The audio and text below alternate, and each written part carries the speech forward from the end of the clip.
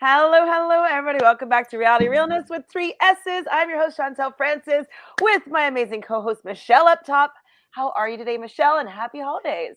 Thanks, you too. I'm Whoop, whoop. good. Good, you're Um, good. yeah, I mean, I found this episode, I don't know. For me, it was a little bit boring. I'm not gonna lie. And it was a little bit Oh, obvious for me. God. But there were some good moments, you know. I like Mhm. that finally the other team won. So there's elements that I'm happy about.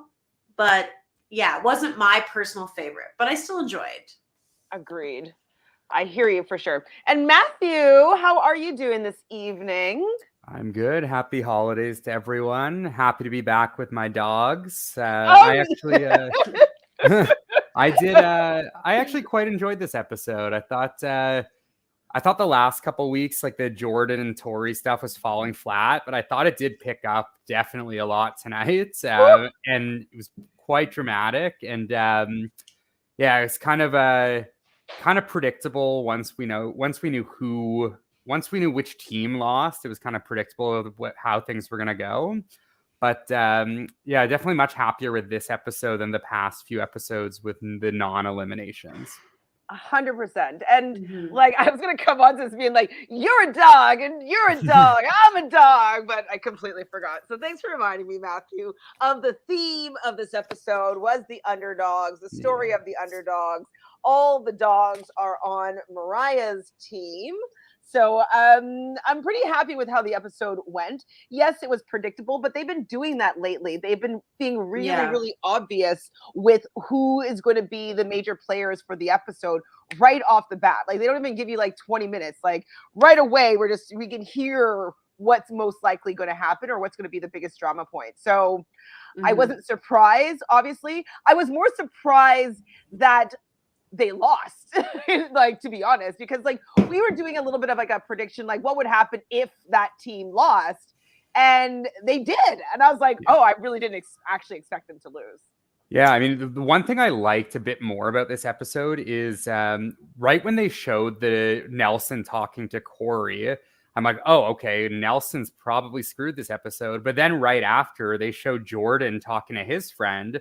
So it did make me question it for a minute. And I was like, oh, maybe Jordan's the one that's going to end up in the elimination and potentially going home. So I was like still a little bit surprised when or I was fairly surprised when Nelson's team ended up losing, and then I kind of figured Nelson's going to be in big trouble here. But at least like leading up to it, because they showed a lot of Jordan early as well. That's them I trying to keep you in suspense here, but we knew Yeah. what was going Yeah, on. I don't know. I personally felt like it was very obvious. I felt that it was being laid on too thick, that this underdog team, like they have no morale. Like the way they were laying it on, I was like, Okay, it they're makes winning. sense for them to win this Hmm. challenge. For But sure. but I will say, once I saw, even when I saw what the challenge was, I was like, ooh, this is gonna be hard for them to win still. Because I was Hmm. like, this really could go either way. And I would put my money probably on the other team, depending. I was just like, I don't know. So like I did, then I kind of questioned myself, Hmm. but I felt like it was very much like, oh, this team's gonna win everything. The underdogs can never win. And I was like, this seems like a lead up to the underdogs winning. But that's what I wanted, because I wanted something different to happen. Absolutely. So Well, I was thinking, with the beginning of this episode, with Devin being like, he's coming in here to stop this snowball. And I'm like, they wouldn't start with him like with the confession of him stopping the snowball of like this other team just demolishing them. So that was like the running theme. Like he was the through line of like this entire episode. And I was like, they would, in my opinion, they wouldn't be building it like that if like they were going to lose. Like that would be pretty kind of bad storytelling. It would just be like set you up to like slap you in the face. Like I don't think people would enjoy that. So I mhm. kind of felt as though as soon as Devin started the episode talking about the snowball and like how he's going to stop it, that yeah, he was going to succeed. Jordan lost his cuddle buddy. We know that in Nerys, and he's a little sad about that. But then I was thinking because Nelson was upset that Nerys's ride or die is going home, and I'm like, Nelson, you literally could have saved her by not getting those 2 questions correct. They would not have, I mean, I think there was more questions than we actually saw, but from what we saw, like those 2 questions would have significantly helped Nerys stay in the game. So yeah, there was a lot of like double standards happening in this episode of like some certain men expecting things when they're not providing that. Like it's like, what, you should be helping me on this guy's day, even though we're on different teams. But you didn't help these people at all, and you had multiple opportunity. Bananas did, and said on his podcast that he was asked to, but then just didn't. It's like you're being asked, you're expecting things. You can't expect these things when you're not providing any benefit to the other person, to their female player. partners, to their female partners. Exactly. I'm like, this is just insane to me.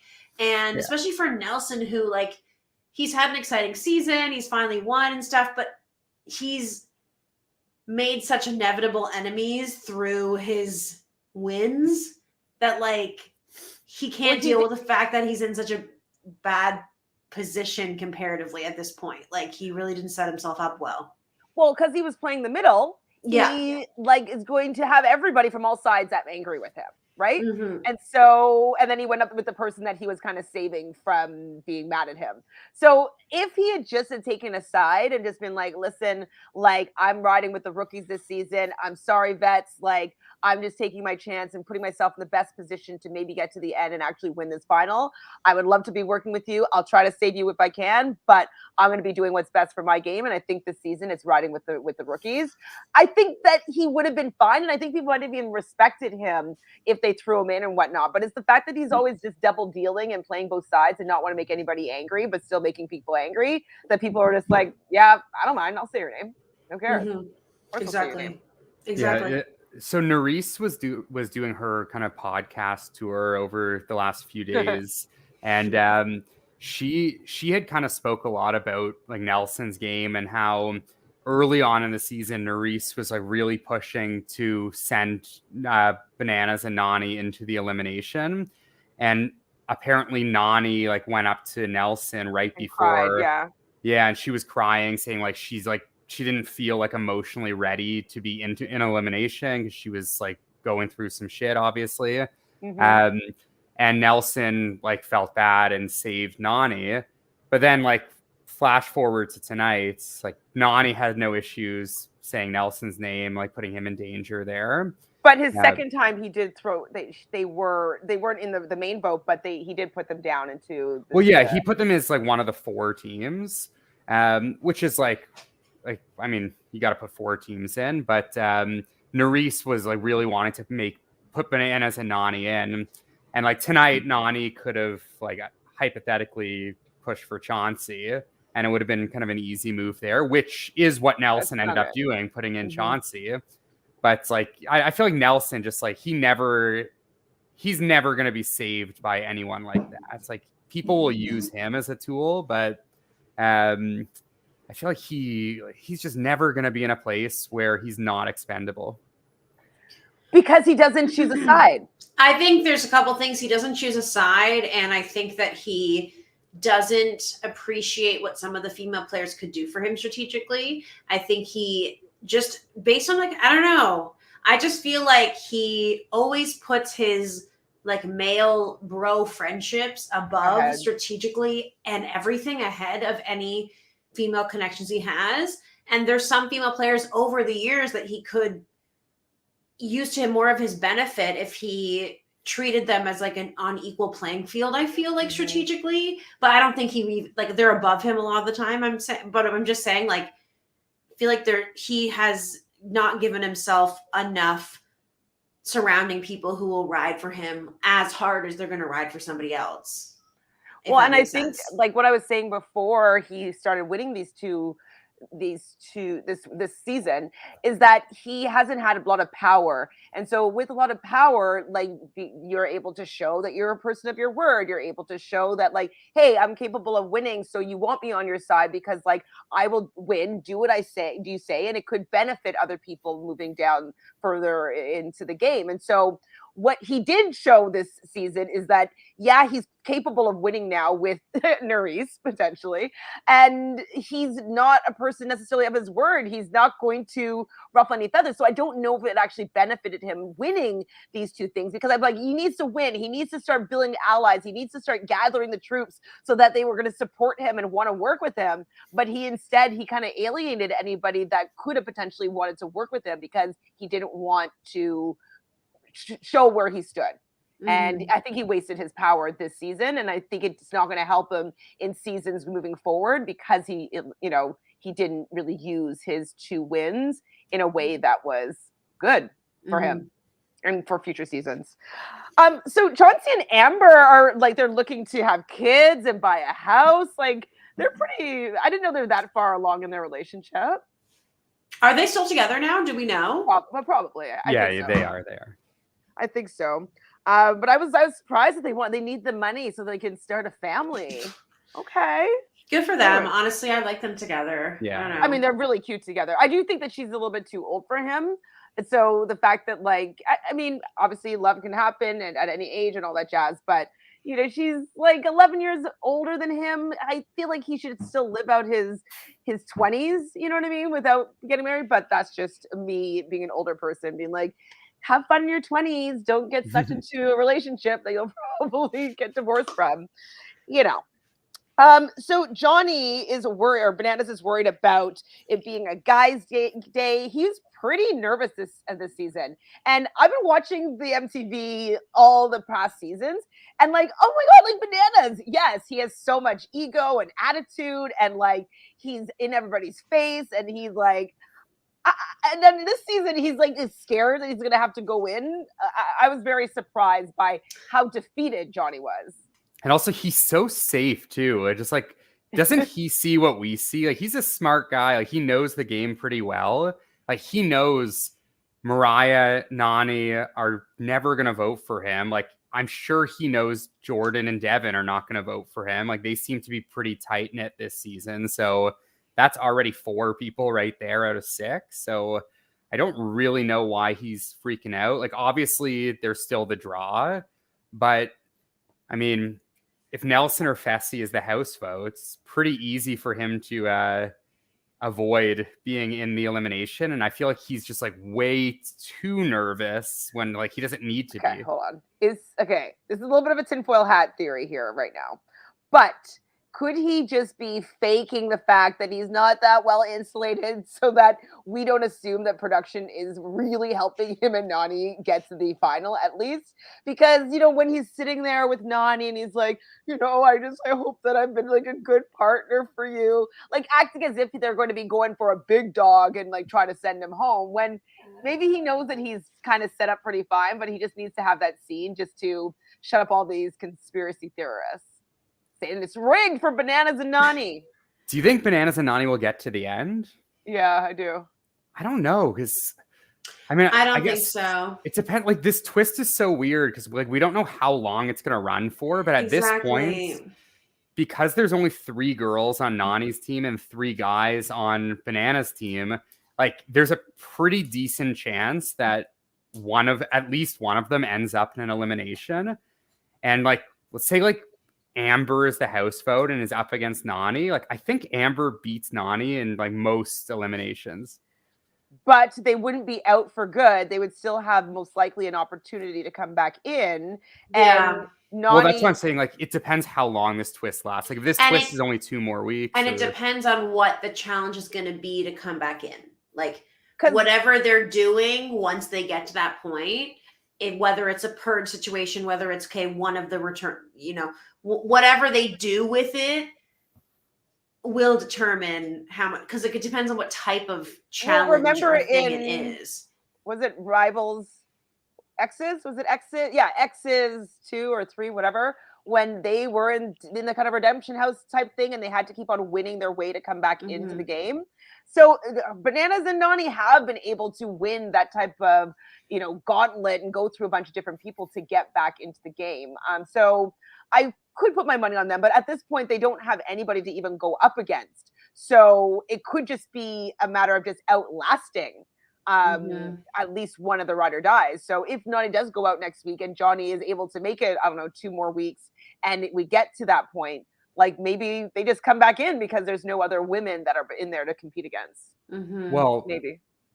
Well, it wouldn't matter if it's man or woman, though, right? Because I would imagine. Oh, the other partner. Yeah, of course. Yeah, right. they're going to, like, I imagine the safe partner is going to compete in the battle back as well. And then they would go home, even though they never got eliminated. I feel like they would go home if if they lost. So wait, do you think that it could then be, say like it was 2 weeks from now and Nani's in there? Could it be Nani and Bananas going up against Kenny and Casey? Yeah, I think that's fun. That would be fun. I just wonder, like, do you think there'll only be 1 more week of this, or do you think there'll be 3 more weeks of this? I don't know. Well, Sophie feels like the Team Twist is going to end soon. I feel like 3 more weeks. So what? We have like 1 women's elimination next week, and then another guy-girl. Yeah, that's what I would guess. And how many would be left at that point, and how many episodes? Well, there'd be 3 people technically in the Redemption House. And then there would be how many left? 6 and 7 right now, right? Yeah. So there'd be 10 people in the game and then 3 in Redemption. And then I would assume 2 teams would come back in and then 1 would leave. That's my guess. So then it would be back to 6 and 6? Yeah. And then we could do probably what the teams are back together. How many episodes is that? That's 3 episodes, so it'd be on 15. Oh, and then if we're going only to 20, then that could work. Having an episode with the Ride or Dies back together and then like a double finale. Yeah. I hope it's 1 more week of it and like say like and have like a purge week and like a couple different things. I mean, it would be kind of epic if Nani got out next week and then the twist ended and they just did Nani versus Casey to get back into the game. Yes, would Casey give up her game for Nani? I think 100% yes. Yeah. I think that's what she's there for, is like someone to give up their game for her, for sure. Hi, Sophie. So Sophie feels like the twist's going to end soon. I'm hoping that it's next week. I agree with you, Matthew. I feel like it's probably going to be in 3 weeks. Because it really wouldn't really play out that well if there's only 2 people that are in the buyback. So I think it's going to be there a little bit longer. So you mentioned earlier, Matthew, that the Nelson gets a Skype call. I'm like, kiss of death. Nelson's going in or Nelson's going home, talking to Corey. And then, Corey's saying that he needs to take out Fessy and Bananas. And I'm like, well, he started with Bananas. And then he's like, no, Fessy, you have to go against Fessy. And I was like, okay, so you're trying to pretend like Bananas is going to be the person that's going to be going home. But no, actually, it's Fessy. Now, do you think that Nelson is beating himself up at the end of this episode for the fact that he didn't try to get Fessy out earlier when he had a chance? No, I don't think so. Do you remember who he was going to be going against, potentially, if he had thrown him in? If he threw Fessy in? Fessy in when he had power that time, when people were like, throw him in, and Fessy was like, just wanted to be in the draw. I don't remember. Was it Kim and Colleen, maybe? Or it might have been someone he could beat, so never mind. But, Corey's even saying that Nelson's now friends with the enemy. And so at least Corey recognizes that, like, they should not be friends. I think that Fessy's only friends with Nelson just to protect himself. Like, I think he would stab Nelson in the back if he needed it for self-preservation. I was happy to see Corey, to be honest. I kind of like am missing him a little bit. You guys weren't happy to see him? I wasn't unhappy to see him, but I don't care about his presence on the show. I just think like he's like more of like the chaotic version of Nelson. Like Nelson's like a nicer one. But the last few seasons, I just feel like it's like now that he's not like hooking up with a million people and like having that be part of his storyline, like his storyline is just like he needs to get it. Kids. Yeah. Looking at pictures of his kids, he needs to get it for his family. And then for every single time, he doesn't do any work on the mental side. And while he's a good runner and like physically has some attributes that are great, he like can never do the puzzles. He can never do the math. It's same as Nelson. But at least Nelson has trolley like wrong taglines and stuff that we can laugh at more. I don't know. So Dabu here says that Nelson needs Hunter, Corey, and Amanda on a season with Amanda the Brains. I mean, I'll take Amanda, but I don't need Hunter and Corey. I do not need. I don't need the Young Bucks Hunter. together. I don't need I'll pick Hunter. Corey over Hunter for sure. Obviously, Absolutely. Corey, the thing I do kind of appreciate about Corey, at least like the last couple seasons, is like he doesn't like he's kind of on the outskirts of the like major alliance as well, and he is like less afraid to like stand up against them. Whereas like Nelson kind of just like lets himself fall at the end of the totem pole. But Corey doesn't really do that. So I think like if Corey were here this season, like Nelson with power might have made bigger moves. I agree, Dabu. Corey is boring when Kayla isn't peeing in his bed. Also, when he's not like trying to flex with Anissa. Like, that's the Corey I want to see, is that Corey. You know, I mean, kudos to you for being a family man. That's great. But it's not the storyline I feel for on this season. If you're not going to bring anything else to it, right? Like, if you're going to bring some more drama somehow. But he doesn't ever. Nelson gets the mom montage. So I was like, done for sure. Doing it for his mom, like showing pictures of him and his mom together. His mom loves him being on the challenge, all this stuff. Him being going to juvie and being like a really bad kid. I was like, oh, he's definitely going home for sure. But then, like, you're right, Matthew. Jordan does get a Skype call with Sasha. So is this more so about Jordan's redemption arc? Do they put this in because we know that he's going to snake Tori a little bit later? Like, why do you think that we need to hear about his humanitarian work in the Ukraine? I think it's just to like, I mean, Jordan is like a very like controversial figure on the show. And like, he's a very complex guy. So I think the show wants to and kind of needs to like show these like different sides of him. Cause like, he truly is like from everything you see like on social media, like he is like very complex and like seems like a good guy at heart, but like doesn't show his emotions very well. So I kind of like how the editors are showing him this season, how like 1 week it is like kind of that hero arc, and then the next week it's like, oh wait, no, this guy is still an asshole. And it's like, it's hard to kind of tell which Jordan you're getting. But I do kind of like that because I don't want to see people just being like super one-dimensional. So I am kind of glad that they're leaning into both sides of him, even in like any given episode, like we saw tonight, obviously. Yes, there are many sides of Jordan. But we only get to see one side of Fessy for the most part. And it's the side of Fessy where he's terrible to his partner, actually. You see him with Mariah, and he's like, are you going to help me win on a guy's day?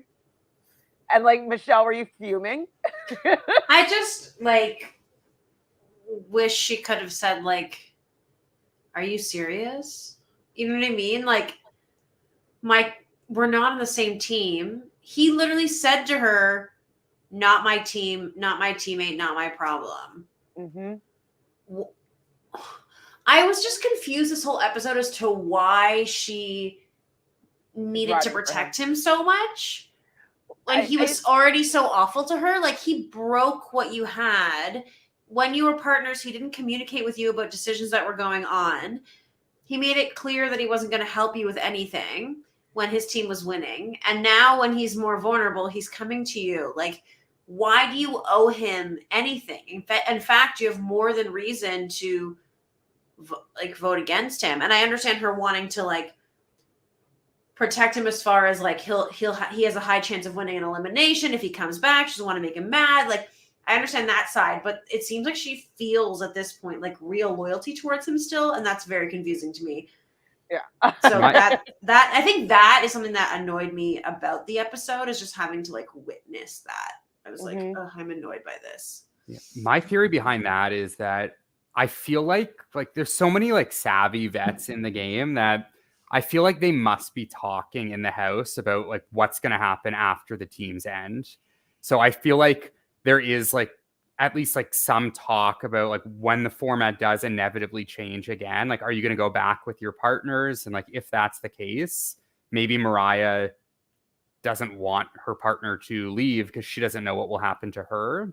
And also, I mean, like, Fessy's a strong dude. So if partners do get back together, like, I'm sure like she'd rather be with Fessy than, say, even Nelson. Like, as if Nelson became her partner, I'm sure she'd rather stick with Fessy. So I feel like that's part of it. That's why she's not willing to just like throw him in straight up.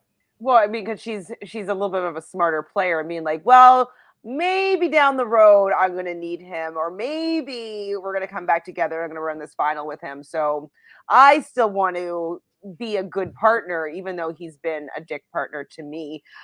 She does say though, like, you didn't help me on a girl's day, and he's like, you didn't ask me to. It's like, you shouldn't have to ask your ride or die whether or not they're going to try and help you stay in the game on it. Like, he wanted to win more than he wanted to help Mariah, and that's just plain fact.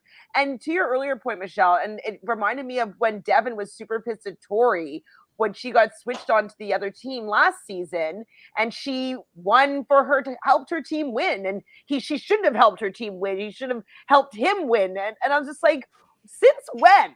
Guys, like, since when do you not help and protect your new team to a certain extent? And if you can help your former teammates or partner, whatever, you do, but like, you kind of have to work with what you got. And it's just like, exactly, you can't fault someone for that when they're on a different team at that point. Like, yes, they're not actively doing something against you specifically, but like you know, yeah, it's you or them, they gotta win. Some people should hypothetically be throwing the challenges. Mariah's like definitely not one of them though, because let's say Mariah did throw the challenge, like, they're gonna throw in Jordan or Horacio, whoever. It doesn't even matter who they throw in, but they're gonna lose either Jordan, Horacio, or Devin, who are like each like very strong in different ways. Yeah. And then it's like the next week, Mariah is gonna end up the house votes, and she's going to be potentially screwed. So it's like, yeah, it doesn't really make sense for her. But it actually would make sense for Fessy to throw the challenge to help Mariah. Yeah. And like, obviously, like, Chauncey, it would have made sense to throw it and help Amber, because like Amber went into the elimination. But I mean, Fessy ultimately ended up going in. But I don't think, like, for Mariah, it would have made any sense whatsoever to lose another guy at this point. No. Yeah, like, you lose Jordan there, or you lose Horacio, you're so screwed the next week. Absolutely. So Devin, we see him rallying the troops, and I believe he said in his confessional, this is close to the end. And that was the second time they referenced it being close to the end or getting to the final or something to that extent. So I'm wondering if they're realizing that they only have maybe a couple more dailies left before the final comes, because at least twice they were like, the final's coming soon, close to the end. And it's like, well, how are we that close to the end when there's like 8 episodes left or 7 episodes left? It's not that close, but maybe they know something we don't. Maybe. We get our You're a Dog montage. You're a dog. And I did feel as though this was the snowball of the underdogs winning this daily. So we get Chopper Drop.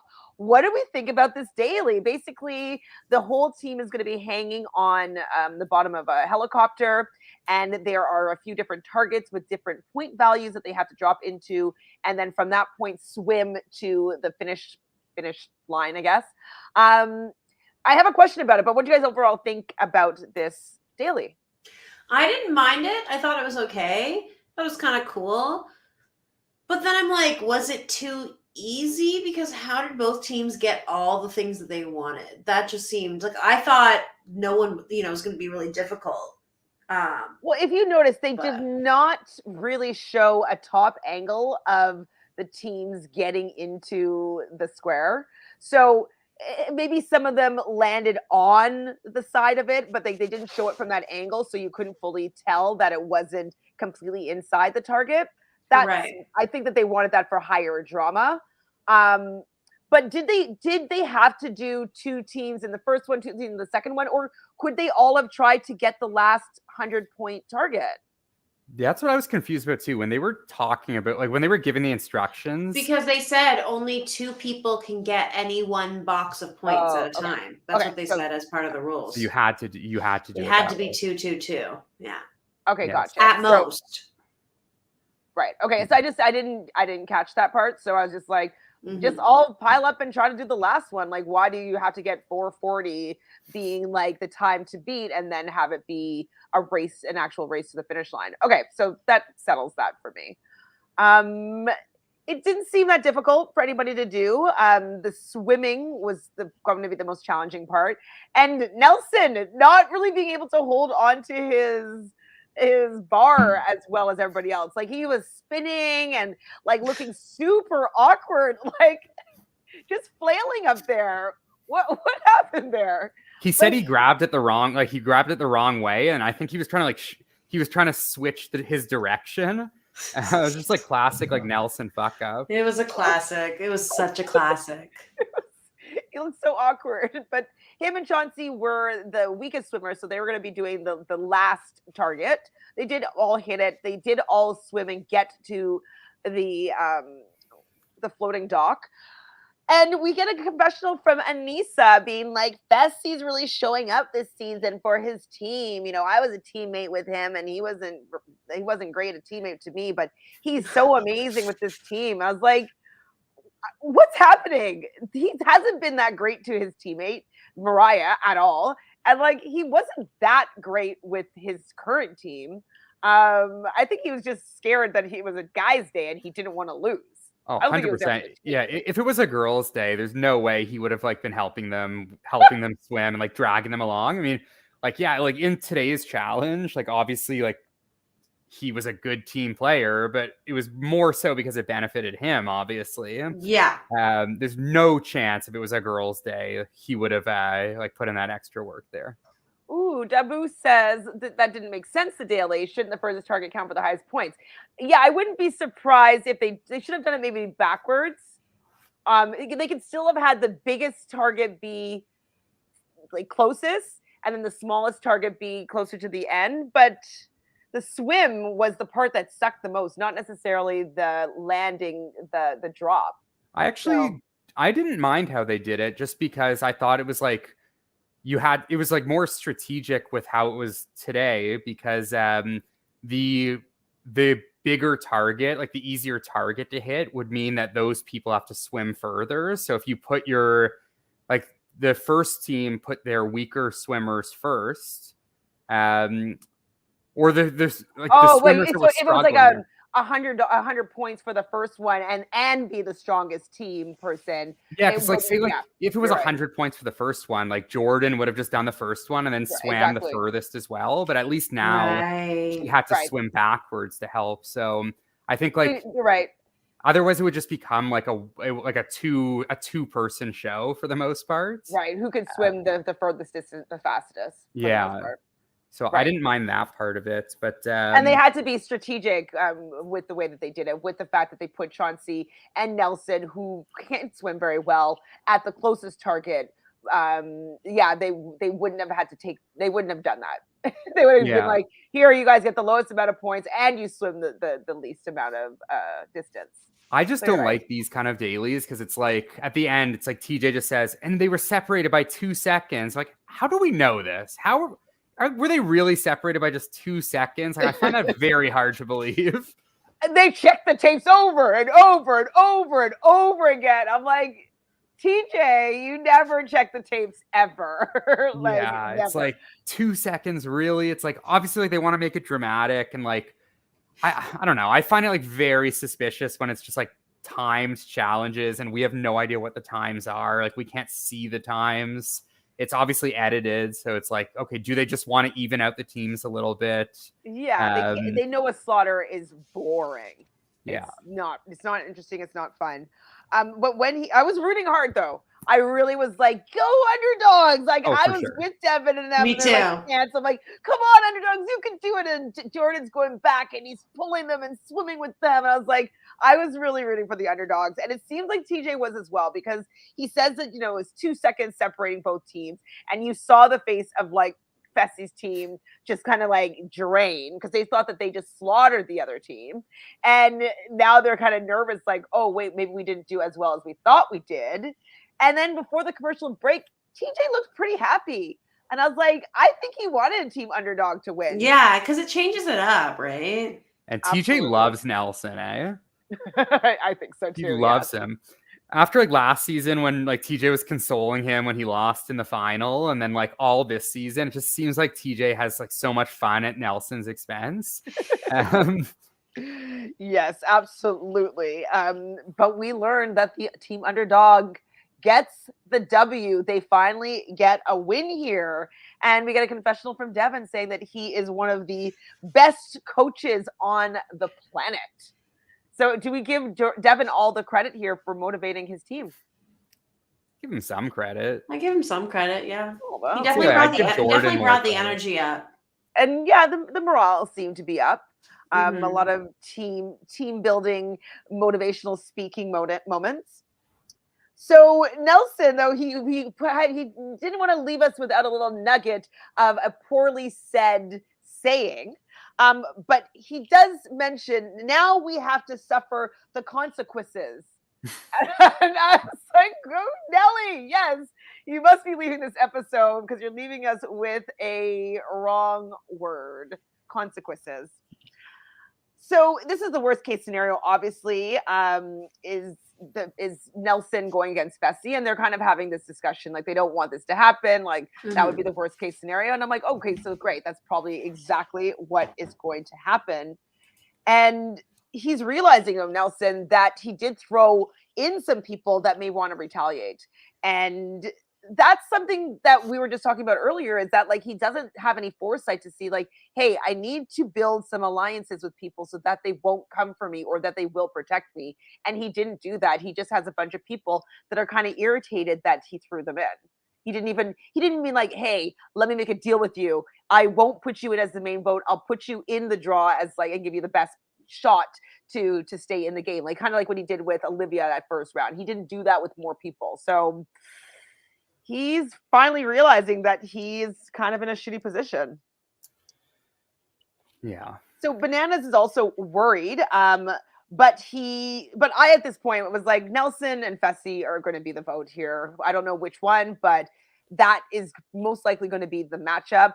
And it makes the most sense for the people that are on the underdog team. So I wasn't surprised by how things went down later down the road. And I was just saying Fessy would be ideal, though, to go in as the vote. Yeah, I just like, was there any way they could have got Fessy in against Bananas instead? Like, to me, like that is more ideal. And like, I know like Nani and Mariah obviously don't want it. Like if you're Jordan and Devin, wouldn't you way rather have Fessy go against Bananas? In terms of just like final threats. Sorry? How would they make that happen though? Well, I mean, it's like you get, I feel like it would be kind of easy because like you get Amber B to convince Chauncey to make a deal with Nelson instead. I just don't think, I think because Nelson burned Chauncey and Amber that they didn't want to work with him or talk to him about anything. They get very in their feelings about those situations. And I just don't think that she would have wanted to help him in that way, because I think she was really hurt by the fact that he immediately went against their deal that they kind of made, and she had to go into the zone. So I just don't see her convincing Chauncey to make that happen. Yeah, that would be the tough part. Like Devin and Jordan would have to first off like realize Banana, like they would have to turn on Bananas, which like they don't seem to want to do. And then they would, after they decide to turn on him, they would then have to convince Amber as well, who would then have to convince Chauncey. So it would be like a lot of steps to get there. I think like in terms of everyone's winning chances, like obviously like I'd rather go against Nelson than Bananas in a final. But I mean, that like self-explanatory there. But yeah, getting there might be a little tough. So we see the beginning of the deliberation, and it's basically Operation Keep Chauncey. So, you know, Nani's pretty irritated with Nelson for the fact that the second time around, he did put her and Bananas into the draw. But pretty much Horacio is the only other person that is like, I'm a beef with everybody. Everybody's been throwing me in. Like, I don't care about Bananas. And no one really seems to care. They're like, and they didn't. Poor Chauncey. I mean, poor Horacio. But I think he's going to come back. I think he's going to be a staple. But he doesn't. Nobody cares about his opinions, to be honest. Here, but they do appreciate him as a competitor, absolutely. But yeah, he could easily say Nelson or Bananas. He doesn't care. So when Chauncey comes in, they asked, "Who would you save, Chauncey?" And I thought this was interesting that he was also playing coy here, being like, "I'm not going to say any names." At this point, I would be like I would 100% save Johnny. Yeah, like, absolutely. If that would be like the determining factor, is knowing who he's going to save, that would at least help them be able to make that decision for him. So, the fact that they were even saying like, "Hey, I'm your girlfriend. I'm not trying to get information out of you to hurt you later. Like, we just want some facts here." But he still didn't say anything. I was like, Chauncey, come on, just tell them. Yeah, the deliberations kind of suck. Like, nobody says anything. It's all just like everyone's just playing coy. It's like, if they're just gonna do this, like, can we just like yada yada through this? Yeah, because nobody's gonna actually make a deal with like 6-7 people sitting across from them. Like, if they had one-on-one with each of the winning team, with each of the losing people that are in jeopardy, like that might be a little bit more compelling, because it'd be like, "Hey, I will say so and so's name," and you could make specific deals with each person, but you're not going to make a deal like out loud in front of 7 people, because it's definitely not going to benefit at least one of them. So yeah, it's a little bit redundant for sure, these deliberations. So 7 rings are hard to ignore, says Devin about Bananas, which is true. Having his 8th win would be a lot compared to a lot of people that have 0 wins, for sure. But Bananas does remind people that Fessy has outperformed me this entire season. So now, when we've been saying they've been throwing all these challenges, is it so that he could say this?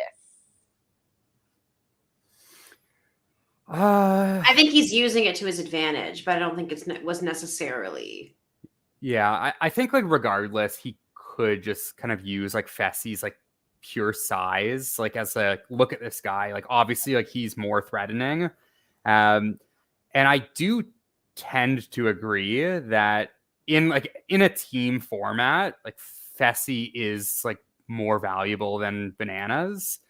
In a final, like, give me Bananas, but like for the most part, like a lot of these physical challenges have a lot to do with like speed and strength. And Fessy is the strongest and arguably fastest guy there. Mm-hmm. So I think Bananas like was like definitely using it to his advantage, but I do think it's true as well that like Fessy is a bigger threat in a team format. Mm-hmm. I mean, yeah, if they want to keep potentially winning Mariah's side, like Fessy probably would be the guy to take out, because he very much helps the strength of that team. So I do agree with Bananas, but like Dabu's agreeing with you, Matthew, that it should have been Bananas versus Fessy. Has Jordan forgotten Total Madness? What happened in Total Madness? That's when Bananas just threw. He saw the pole wrestle and then put Fessy in against Jordan. Oh. Yeah. Brutal. So, yeah, I mean, I don't think Bananas would have any problem backstabbing Jordan. No. But Jordan is like, he alluded to it today, or he flat out said it today, that he's like always been like pretty like loyal to his word. And looking back, like I don't really remember Jordan ever turning like backstabbing anyone. So if he's with Bananas this season, like I feel like Jordan will keep Bananas safe. Right. I wouldn't be surprised if like he decided like, okay, this season I'm going to work with Bananas and not against him, and see how my season goes. So Nelson comes in and he isn't afraid of the sand, and I'm like, it's fine to not be afraid of the sand, Nelson, but also like maybe make some deals and try to like put yourself in a better position here, and you might not have to go down to the sand, which allows you to get closer to the final, which is the ultimate goal here. But he's not afraid of the sand. Cool. But he is asked, are you saving Chauncey or Bananas? Sorry, that was Fessy, and Fessy won't say. And I'm just like, all these people playing coy, it's so boring. Like, whatever. I'm over it. Yeah. Me too. Definitely over it. I wrote down Mariah's name, but I didn't write down anything beside it, so I don't know if she said something interesting here or what, but something happened with Mariah. And then we see Jordan and Devin talking. And so Jordan, like all of us, wants to see how Fessy does without a hall brawl or a pole wrestle. We want to see how he does in some sort of competitions that is not brute strength. Or like we want to see a puzzle. We want to see a more well-rounded elimination round just to see what he's actually capable of when his size doesn't matter. And so, I was like this preach to the choir when he said that. I know, right? It was like, yes, we hear you, Jordan. We hear you 100%. And so they really want to have a Fessy versus Nelson down in the sand, which is what I want to see as well. Jordan does say that Fessy hasn't seen enough eliminations. So, with the fact that, like, if you go down enough, you will go home. And so I think that he's banking on him not being that experienced in a variety of different eliminations. Mm-hmm. Yeah. And that's kind of always the way that I think of the challenge as well. It's like, no matter who you are, like you could be Fessy, you could be Jordan, you could be CT. Like what Jordan said is completely accurate. Like nobody is going to win every elimination. Like you're going to get unlucky. The problem is that happens season after season is like they wait until this late to throw Fessy in for the first time. And now based on like the format, like a guy only goes home every 2 rounds. So they only have like maximum like 3 or 4 opportunities to put him back in elimination. And that's if their team wins every time. Mm-hmm. So the fact that they didn't throw Fessy in until this point in the game, it's like, yeah, you can throw someone in over and over, but you have to actually do it and not wait till episode 12. And I think that speaks a lot to like how but someone like Bananas or Wes or whatever, like they had some wins under their belt and people really didn't want them to win. There was that phase post Sarah where people would just throw Bananas in right at the beginning, like as much as they could to send him home. And because of obviously everyone can lose at some point, he would lose, right? And so I feel like now Fessy has never had to have that treatment. No one has ever done that for him where it's like, okay, we're trying to get him out of the beginning because we just need to eliminate this person who's going to win in the end. And it's annoying to me that they don't do that because as you said, like then by chance, like chances are it could go either way, or he proves himself amazingly well and like wins a bunch of elims and is like, then he can gain a better reputation, honestly. Yeah, it could work to his advantage if that would happen for him. It's just like, it's so dumb to me that like people don't think that way on the show. And like, they're so concerned about like sticking with this big alliance that it's like, okay, like, you want to get Fessy out. And like, once they do go back to partner, say in 3 weeks, assuming Fessy and Mariah are still there, and then there's only 6 pairs left, they're going to be one of the stronger pairs. So at worst, they have a 1 in 6 chance of winning the daily, but probably more like 1 in 4 or 1 in 5. So like decent chance of winning a daily. And then you just can't really take those shots anymore, or you get one more shot. And then at the end of the season, it's when they always do the hall brawl. They always do the pole wrestle. It's like, you're going to put Fessy in at the end and he's going to go in a hall brawl and he's going to whoop whoever he's against. But early in the season is when they do more of like the puzzles, the endurance. And that's like when he's not being thrown in, or none of the big names are being thrown in because they're just so concerned about like, let's just pick off these rookies or like the outsiders and like Jay and Michelle, Darrell and Veronica, like these people that like at the grand scheme of things, like they're not doing much. Yeah, they're not going to win. No, totally agree that they need to be throwing him in right away. Absolutely, Michelle. And they just don't. And like you're saying, Matthew, it just leaves him to being able to have those physical competitions at the end where he's going to excel. So it's annoying. It's annoying. It's annoying. Every elimination involves strength. Annoying. Yes. Every Fessy elimination involves strength. Yes. Yeah. Like the one tonight, like I'll give him credit for, like Nelson like could have won that. Like it still was a lot of strength base, but like this one was at least more fair than like any of his other ones before. Mhm. Well, we'll get to that in just like a second. We see Amber and Chauncey kind of talking, and she's kind of giving him a bit of a pep talk, saying like, if you do go in, she doesn't think he's going to be the vote. I think they think that they're trying to save him, but just in case, she has faith in him. All that jazz. She loves him. I love you. Blah blah. Fessy and Jordan have an interesting conversation. It irritated me when Fessel was like, I don't wheel and deal. Like, shut up. Like. Don't wheel and deal. You just want like his performances to speak for itself. Like, shut up. So he wants to call a truce with Jordan and say that we just duke it out in the final, and like that also made me roll. But my like eyes the as well. next, it's such an eye roll because literally he's the number one person that he'd be trying to get out, regardless of whatever deal was or wasn't made this week. He's going to use this as like, now I can go against him. You were already going against him. You definitely wanted him out at the next male elimination. Like this week, he would have been, let's get Jordan out. He tried to get Jordan in last male elimination. Literally, like it's a joke. So like, I don't know. I just didn't really fault. There's things I'm faulting Jordan for this season for sure. But this situation, I'm just like, he doesn't owe you anything at all, actually. Yeah, I mean, he owes you nothing. Tori's the one that gave you the promises. And also, like, why should he want you there? Like, you're a strong player, and you haven't been working together, and you're on opposite teams. Like, and now you're down to this point after the halfway point. You're trying to make some sort of deal. Like, you've been trying to get me out. Like, why?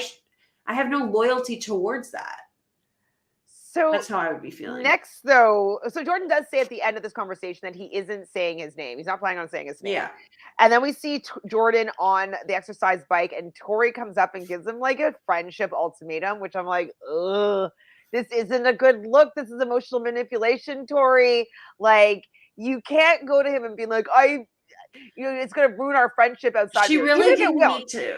It probably will, and like it's probably truthful, but to say that as a way to try to get somebody to do something in these kind of things, it never comes off well to give an ultimatum on friendship. He fully says, I think I'm doing this because she said that to me, like, because she told me not to do it. I think that's why I'm doing it. Like, she should see by his behavior with Nerys and everything else that, like, his actions are going and this is what I think he's referring to in all those pre-show interviews where he talks about how his head was not in the game this season the most it's ever been, and he wasn't really, and I think that he came into it and he's just acting immature and like he's making choices based on certain things that he probably wouldn't in another season maybe, but also like she didn't need to do any of that. She could have just left it and trusted that he was going to do what he always does, which is and like if she hadn't said anything, then she could be like, "This is news to me. This is not the Jordan that I know. Like he's a man of his word, and I'm as shocked at this as you are." It's like she could have at least played like she got played as well. But now with her going and giving him this ultimatum, now, as we'll see later, it makes it look like it was her fault, or she, like she had something to do with the fact that he's throwing her away, going against his word. What were we going to say, Matthew? Yeah, I was just confused. Like, what did Tori want Jordan to do? Like, what was not her vote ask? Fessy. Vote Nelson. But it still would have been Fessy and Nelson, right? Like, it just would have been like Fessy. Well, no, I think the goal would have been that if Nelson was voted in, then Bananas and Fessy would have saved each other to keep their teams stronger. Right. So, like, yeah, I guess, like, unless Chauncey would have gone in. So Chauncey would have gone against Nelson. Yes. And then even if Chauncey pulled the dagger still, like, I guess it would have been Fessy Nelson, but otherwise it would have been Chauncey. Yeah, exactly. Yeah. They're trying to keep their team strong. That's what hurt. Right. And that's the thing is I think that Tori's, like, it got in the way, the idea of, like, she wants obviously her team to win, and the idea of losing Fessy was so scary to her because to her, like, it's such a winning team. And I think that's where she got a little misguided, because it shouldn't be that important to her whether or not Fessy is on her team or not. We've seen time again, he's never won a final yet, and he hasn't shown that he can win a final yet because he hasn't done it. So like for her to feel like she needs him on her team so bad when she has someone like Bananas who's a 7-time champ, it's like, to me, I would go with the experience and the people I know can do it. I'd be like, I want Fessy to stay because he's strong, but like it's not up to me, and I'm not going to go to my ex-fiance and try to convince him to protect the person that I fucked like 2 months after we broke up or whatever. Like exactly what I was going to say. I'm like, wrong guy. Wrong guy to be trying to save. You know? It just seems like they're both kind of trying to hurt each other without maybe even knowing it 100% of the time. Like it's backed up by these like facts of what's going on in the game, but I think it's just kind of excuses for them to try to kind of get hits against each other in a way. Yeah.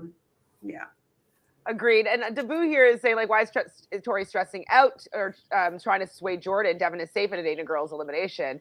Well, exactly. And that's probably what Jordan's thinking. It's like, hey, like, what? Fessy is more important to you? Your word with Fessy is more important to you than me doing what's best for my game? Like, with the guy that you slept that's with? That's gonna affect really their friendship out of it. Their friendship Ooh. is affected outside of it anyway. Yeah, like 100%. Regardless, because of all the other things that have happened this season. Exactly. Like it was just I don't think it was the right decision. And the how was bad, really bad. King Cash says young Jordan would have taken that deal and said, let's go to the final. I would have hated that. So I like older Jordan right now for not taking that deal for sure. So we get to the zone, and I really was excited for this elimination. I was like, oh my God, is it going to be something that Fessy could lose? Like, I was really crossing my fingers and praying. And Jordan is the first person that's going to be saying who is going to be going directly into the elimination. And he doesn't negotiate with Terrace. And he has to go back on his word here. I'm saying Fessy's name. I mean, I love that he states that he's going back on. I'm going back on my word. I am. And so at least you know with Jordan, if he's going to go back on his word, at least he's going to tell you about it. He acknowledges it. Like there's nothing. He's not trying to be sneaky and like as if he hasn't done anything wrong in that way. So I respect that. Do I respect him saying, I don't deal with terrorists? I don't know if that was the right choice of phrasing that he could have used. Obviously, Tori's in a very emotional kind of mental state with everything that's going on in your drama and stuff. And like, if she made a poor judgment call by trying to like leverage the friendship, yeah, maybe that's not great, but like not with Jordan, maybe with other people, but not him. Yeah, I don't know. It was too dramatic for me. And then she just goes off on It's not my fault. It's not my fault. She's so clearly like emotionally invested in ways that I wish she was past, but obviously at that point on the show she wasn't, and she was faced with it. I think now she's feeling maybe less like that. My jaw dropped when he said that he doesn't negotiate with terrorists, and like looked right at Tori, and like it's just like, dude, you just said that about your ex-fiance, not only like on to television, her, but to the fans, to like all the cast, the crew. It's like, dude, that was like pretty ruthless. And you know what? Like earlier in the episode, he had that segment with his friend, like talking about the war in Ukraine. Ooh. And then like flash forward an hour later and he's calling Tori a terrorist for like trying to keep her team stronger. It's like, geez, this is like pretty like, harsh. Yeah, definitely pretty harsh. Yeah, and Tori like rightfully was like freaking out. And that like exchange was like pretty tense. Yeah. Yeah. Very tense. It seems like they're on better terms now. Yes. Like, but it's been, I guess, 6 months or so since they filmed. So luckily it doesn't seem like it's as tense in their relationship at this point. But damn, that was I would imagine the rest of the season will probably be pretty brutal for the two of them. Yeah, I don't think they're going to be helping each other out or working together at all or rekindling their relationship now that Nerys is gone. No, no, no, no. So I didn't write down who chose whom, but it ended up being a 3-3 tie for Nelson and Fessy to go in. And Mariah, I think, no, it was 3-2. And Mariah was going to do a burn vote now because she doesn't want to say Nelson's name. She doesn't want to say Chauncey's or doesn't want to say Fessy's name, so she has to say Chauncey's name. Well, what and do you think about that decision? Go ahead. She's worried that if she says Nelson's name and ties it up 3-3, right, that it'll then require one of her guys to have to go in. And so that's why she was trying to avoid, because it was 3-2 at that point. So by her putting Nelson, it's like it's not guaranteeing that Nelson goes in. And so she just decides to burn it. Obviously, it's perfect fuel for his fire for Fessy to be able to have something against her. Yeah. And now for the rest of time, for every future season, he can talk about how much she betrayed him. And he brought her into this game. And he brought her into this game. If somebody else, when people like betray Fessy, it is like the biggest deal in the world. But when he betrays others in actual extreme ways that sends them home or injures them or emotionally manipulates them, it's like no big deal. And that annoys me. On the list of things that annoy me about him, that's one. Should we make a list of things that annoy us about Fessy? That's what we're going to ask in the comments later on. Remind me if I don't remember. We want a list of how annoying he actually is. Yeah, to be honest, like, maybe controversial take, but I do think Fessy like does have a reason to be upset about this. Yeah, I'd be pissed. Like this like particular, like realistically, like no way was like a man from their team gonna go directly in. Like TJ would have said, like, all right, if we don't have a conclusion like on a revote, then like someone from your team will have to go in, or then like they'll get like the other team will get to vote. I don't think like it would never be a case for TJ. It's like, oh, all right, it was a tie, so Jordan, you're going in automatically.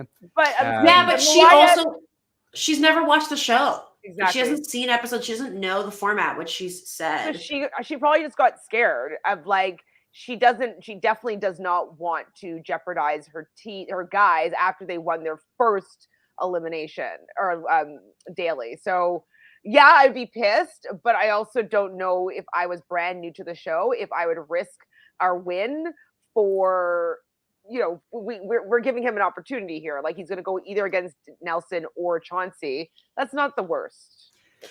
Also, like, honestly, she owes him jack shit. He manipulated her to have a stupid team compared to his. Like, it should not have been shooken out that way. He was off. You know what I mean? Like, I just feel like I would have already signed off against him from the moment the teams were split. I would have been like, okay, great. I'm throwing you in every time. I don't care. Yeah, I wouldn't say that to him, but like, it was kind of annoying. I understand why he's pissed. I do, but I don't care. Well, the thing is, like, she obviously knew enough to know that it was a possibility that someone from her own team would go in. So the fact that she knows that's a possibility makes me think like, okay, Bananas like, might have told her to be like, exactly. Hey, Bananas or someone told her like, hey, this has happened in the past where it was a tie and they didn't break the tie and someone from the winning team went in. Obviously, that being Zach and Amanda. So she obviously knew that was a possibility. So I would imagine she probably knew what the other possibilities were.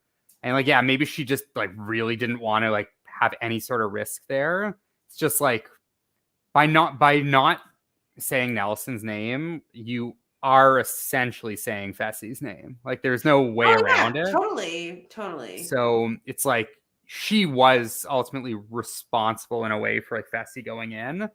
And now like my worry for Mariah is like Fessy's team wins next week. Like I actually think Fessy will straight up say her name. Yeah, I think he will, but also I don't know. I think she's got a pretty good chance to beat both Amber or Nani. I also don't know that she will get votes from everyone on that side. Bananas is very good at talking the talk to people on his team. And even if Fessy and say Casey are like, yeah, we're going against her, I don't know. I could see him persuading it in a different direction to the majority potentially. So I think she's not completely in the shits yet. But that said, there's only 3 of them. So chances are she'll probably have to go in like. Well, what's going to happen next week if their team loses is There's just two daggers, a safe and an unsafe. I think before that would happen, like Bananas, Tori, Anissa, and Casey will just ask Nany, like, would you rather go against Mariah or Amber? Whoever Nany says, they'll make the house vote. Just in case Nany doesn't pull the safe, then at least Nany will be against whoever she thinks is weaker. So I don't know who Nany's She'll probably pick Amber. You think? I feel like she would pick Mariah. I think she's scared of a little bit of Amber. With her rec 5-1 is pretty good. No, Mariah's never done an elimination. Fair. I just think that like based on connections and stuff with Bananas, but Nany would have saved Amber over Mariah last week. So I think that she would. Yeah, but Mariah has more like body weight on her, and so I think that might scare her. But I don't know. I agree. It's a tough call. I think it'll really be good at elimination. Well, not really good, but she's better than average at eliminations. She's got a good track record. So like, I'd be worried about either of them if I were Nany. Mm-hmm. Like Nany really has to like pull out the stops, if and when she has to go in, because like. She's fine, but she's not amazing at any one thing. So she really just has to like be in the right headspace and like be on her stuff. Yeah. So with the dagger pull, Johnny pulls the blank one, and we figured that was going to happen because it was best for Johnny's game for Chauncey to be pulling swords here, and he pulls the safe dagger. Amber screams, and Chauncey decides to save Bananas, which is no surprise that he didn't save Nelson because Nelson already screwed over Amber at the beginning of the season, and they threw him in. Like, it's just all around bad for Nelson, but he's going to be going again against Fessel. So they're going to be playing spearheaded, and they have these spears that are tangled in chains that they have to untangle, and then they have to pull these spears through some drywall and place them on their board. I was really hoping that these chains were really going to be tied up and convoluted and tangled so that it would have been very difficult for Fessy to be able to untangle them because he's so big and not that agile and nimble. But it wasn't the case at all. Both of them got to the chain part pretty easily. And it was a bit of a learning curve with the drywall pulling these spears through. But Fessy had the strength. He was able to have stronger pulls through, and he got a lead on Nelson pretty quickly, and Nelson was not able to catch up. He was gassing out. It seemed early. Who knows how long it took and how difficult it was, but it didn't seem like Fessy was that tired, and Nelson seemed gassed. So Fessel does win another elimination against Nelson. What do you think about spearheaded, Matthew? I actually really like this elimination. I think it's the third time we've seen this on the challenge or something similar. First one with Brittany and the girl from Are You the One, but there was like fire involved. And then they did Davon and Jose against Polly and Natalie did something similar, but it was ice involved. So like we've seen it a few times, like different iterations. I like it. I agree with what you said. Like the chains like could have been much more intricate. So it wasn't just like pure strength and endurance there. Like I've had more difficulty getting apart a necklace than I seem to have with these gigantic chains. So they could have definitely made it a little more knotted up. Yeah. I am a fan. I'm a fan of the elimination though, because it is like it's not just like pure strength there, and like I do like when there is some endurance involved, and it seems like Nelson specifically was mentioning like he was like his arms were shot, so I imagine it took a little bit longer than it seemed.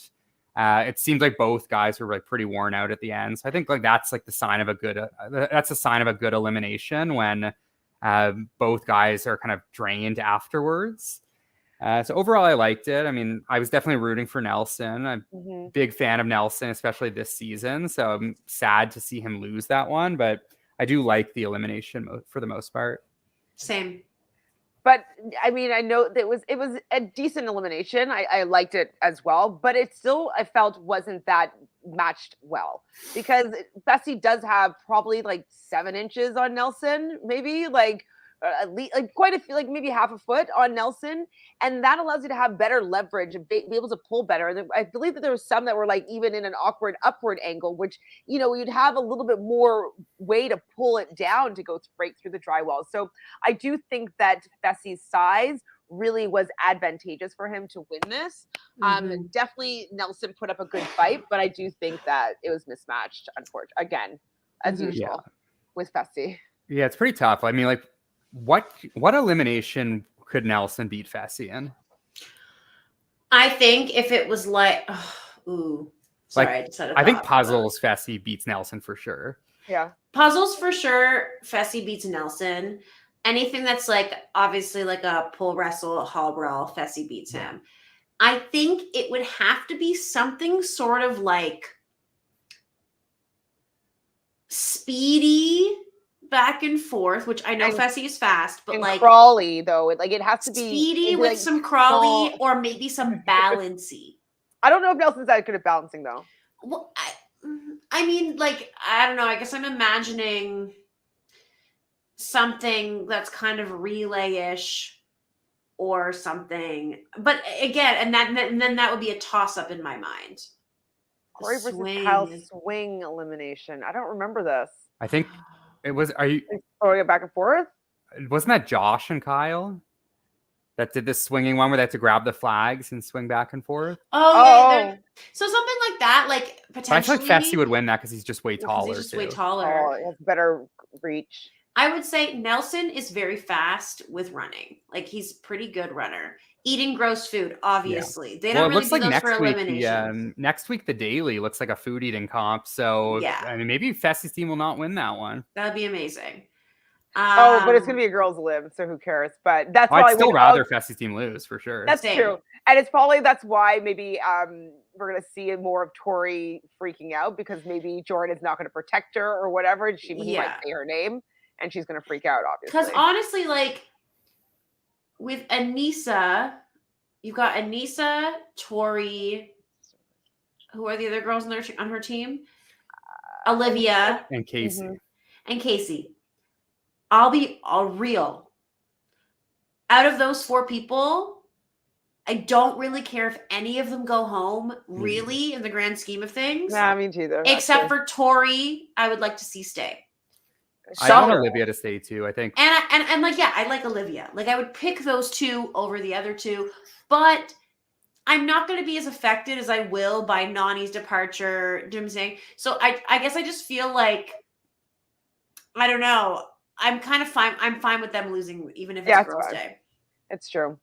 Debu's suggesting the endurance, Logan versus Emmanuel. Right, that one. But I think that Fessy it's a short distance, and so he has these long ass legs, and like he'd be able to do that. Because like when they had to run back and forth and just hit the buzzer. I think they have to jump over something too, which might actually be what hurts Fessy a bit, because like the jumping would just like impact him a little bit more. Yeah. But and the repetition, because that one went on for so long. See a Casey and Tori elimination. I want to see Casey go against anybody, but I don't think that's the case. I think if that team loses, Anissa will be the house vote. And just because like Nani and Bananas are going to want to protect Casey. So Nani's team will vote in Anissa, because I don't see Devin or Jordan voting in Tori even after tonight. I don't think Jordan would do it, but I could see the votes going on Anissa, so Tori and Casey can protect each other. And then we get an Anissa versus Olivia elimination. Because otherwise it's going to be, if they vote in Olivia as a house vote, it's going to be Casey that gets screwed and goes in. Unless they do Tori. They could do Tori. I just don't think honestly, Devin will I do could it. see them doing Tori. But I don't Devin think seems that like Jordan. Because Jordan's Devin's the 50 right now. strategic leader there. Yeah, but does Devin understand that they're going to be potentially brought back together, or does he not see it that way? I think he must be thinking, like, he's got to be one of the people that are thinking about that, I would imagine. Christina says they should bring back the I love that milk one. and spin in a chair Yeah. until they throw up challenge. Yes, do that. Katie and CT won that one. Like make Fessy suffer, please. I need to see him suffer a little bit more. So yeah, Fessy does win. I say, damn it. And we do hear Betsy be like, people only remember winners. And I'm like, oh my God, please don't make that be the phrase that means that he wins this season.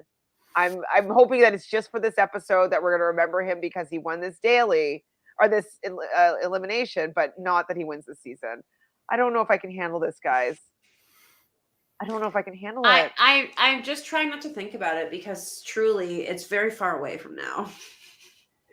Yes. And also like, I don't know. I just, if it happens, it happens. Obviously can't control that. But we'll see. We don't want it. We don't want it. We don't want it. So this means when Nelson goes around the corner, he's going to see TJ, and he looked like he had hope in his eyes. And then we see Nerys coming up to meet him, and he's like, you live by your ride or die, and you died, so you're both officially out of the game. Matthew, there's no more Team Nerys on your Chiron, like no Nelly T, nothing. How are you feeling? I mean, I'm still Team Nerys and Nelly. I was not expecting Nerys to actually be there at the end. So I was like very happy to see her one last time, even just for like a minute there. So always like nice to see Nerys, and I'm sure we'll see them both very soon. And by very soon, I mean whenever next season starts. They'll definitely be around. TJ was very much gave Nelson that very nice exit. So absolutely, he's a staple according to TJ. Absolutely. And I think Nerys will soon become one as well. So how'd you guys feel about Nelson's motivational speech for his final words? He's like, he is having a sermon there. Just going on and on. We also hear Fessy saying, I think it was in a voiceover, that consequences are coming for Jordan and Devin. Do you think that he will follow through with this? I think he was going for them anyway, and I think it makes zero difference of how much they're going to be targets. There's 3 of them left. Yeah, like one of them is going in no matter what. At least one of them. At least one of them, no matter what. And obviously they're going to try to put them both again. Like, it's all going to happen anyway. At this point in the game, I don't think there's any shame, Well, and also, though, Horacio might be more of a final threat than Devin, to be honest. So I wouldn't be surprised if it's like ends up being Horacio versus Jordan. Yeah. I think that Devin might be able to skate by. Might be. But we will see. So who is our MVP this episode? I don't know. I feel like it's got to be either Devin or Jordan. Yeah. Jordan, like, we can't give it to Jordan. Yeah, I was gonna say Jordan physically was obviously the best, but Devin, I think, was like strategically running the episode, and a bit over the top. Yeah. So yeah, I think Devin's like a good call, and he was. Yeah, I mean, I think Devin's a good call. I think for the fact that he had them chanting underdogs, you're a dog, I'm a dog.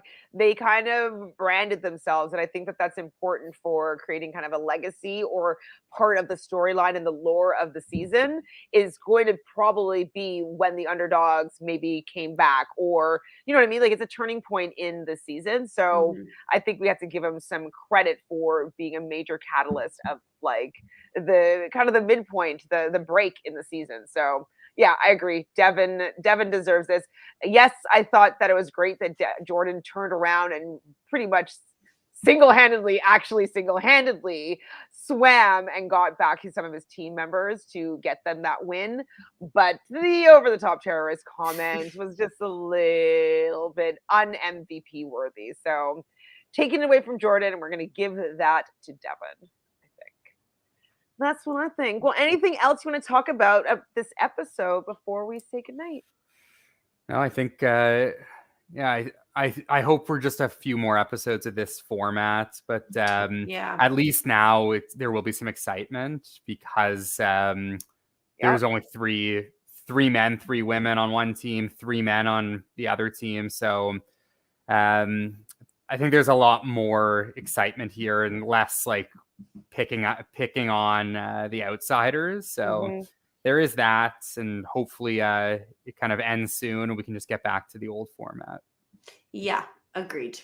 So Davu said there's no compelling storylines. Would you rather watch Nani KC, Bananas, Mariah get cozy? Bananas and Mariah getting cozy is okay. Because it's kind of new and fresh. Mm-hmm. They're not really that compelling. Obviously, we know that Casey and Nani are pretty yawning this season. But yeah, I'd say like to me, like Jordan and Tori is like a very compelling storyline. It's just like getting a little dark, a little toxic. Yeah, a lot toxic. Hi, DJ Charisma. I'm sorry. Your boy Nelly T is gone and out of the game for good because both him and Nerys are out, which means they are done, unfortunately.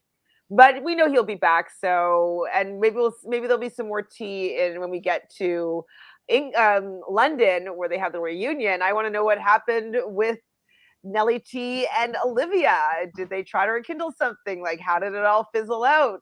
I think they block each other. So yeah, I don't think they're on good terms anymore. I'm hoping Nelson is on Bananas podcast tomorrow. Oh, that'd be fun. Last week that'll be so good. That'll be so good. Yeah, it's like if Bananas didn't get Nelson for this week, it's a big shame on Bananas there. I think he would 100% do his best to make that happen. Yeah, and I don't see why Nelson wouldn't do it, to be honest. What else has he got to do? Does any of them have any jobs? I don't think so. No, just wait for the next season. Exactly. So Christina wants to know, is Tori and Jordan more toxic than Wes and Johanna? I don't know much about Wes and Joanna like outside of the game. So yeah, they only showed us a smaller. They were pretty toxic though, with like that. Wasn't there like a house involved and stuff like that? And like they were also like 23, 24 years old. That's like true. It's a decade. Like it's a decade of difference. So there's also a little bit of, the toxicity is a little more.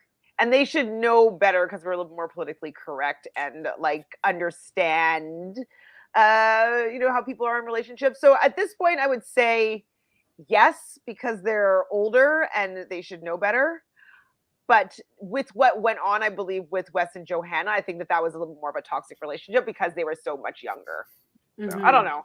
It's hard to Johanna did threaten to like sell Wes's house that she had her name like on the she had the name on the agreement for. Like she threatened to sell the house if he like voted in like Kenny or something to an elimination, which was like pretty crazy. After she made out with Kenny on the beach, the island, yeah.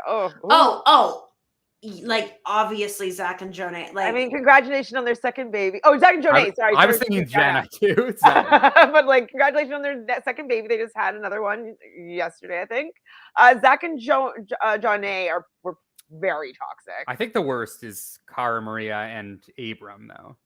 That was scary. Oh, that was toxic. Yeah, I mean, Zach was almost anyone. Yeah. Agreed. The beef was good. Because of course Zach is the toxic part of these relationships because he's, not great. Oh my God, yeah, they're just terrible. I hope Jenna's okay, but like I just don't trust that relationship. Zach and Jenna, Zach and Jonah, Zach and Frank, Zach and us, Zach and Sam. I just watched a bit of Battle of the Seasons yesterday or the day before, and like they were just so disgusting to Sam. Like oh my gosh. Yeah, it was pretty brutal. The men on the challenge are like fucking horrible for the most part. Yeah, It's true. So like that's why I think a big reason why like Jordan's getting like a little bit of like that hero stuff. Like it's like they just can't have this many horrible people there. Debbie says, of course, Nelson's relationship didn't work. Dr. Phil, anyone?